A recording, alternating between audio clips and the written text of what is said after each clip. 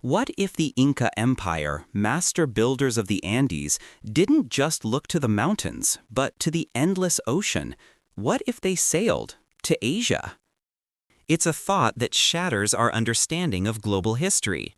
For centuries, the Pacific was a vast, impenetrable barrier, a watery chasm separating two worlds.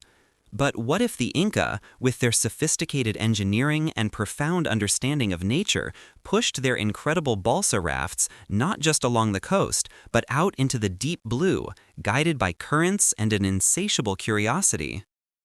Imagine a fleet of colossal reed and balsa vessels, laden with potatoes, quinoa, maize, and intricate gold artifacts, navigating the powerful Humboldt Current, then catching the equatorial countercurrents.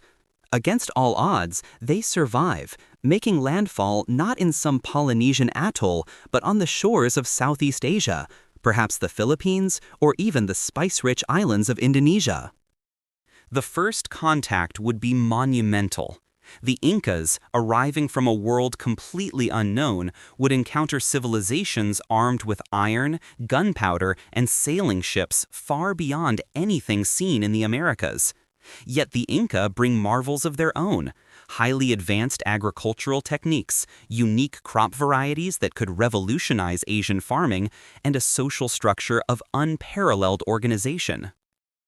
Disease, the silent killer that devastated the Americas, might play out differently.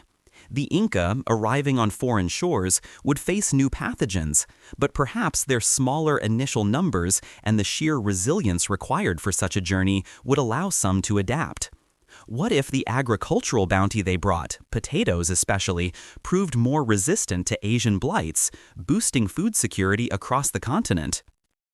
The ripple effects would be staggering.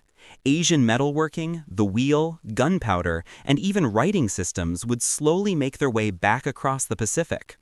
The Inca Empire, far from being isolated, would become technologically supercharged centuries before Pizarro ever set foot on their soil.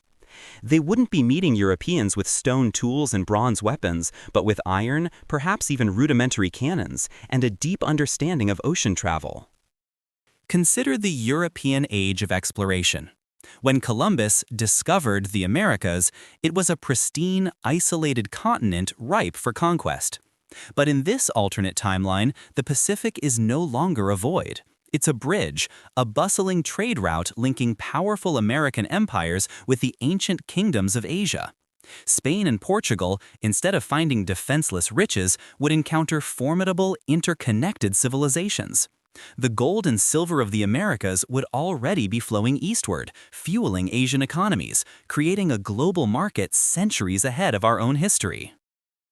The world would be a true melting pot, a kaleidoscope of cultures, technologies, and ideas exchanging across the Pacific long before the Atlantic became the dominant trade route.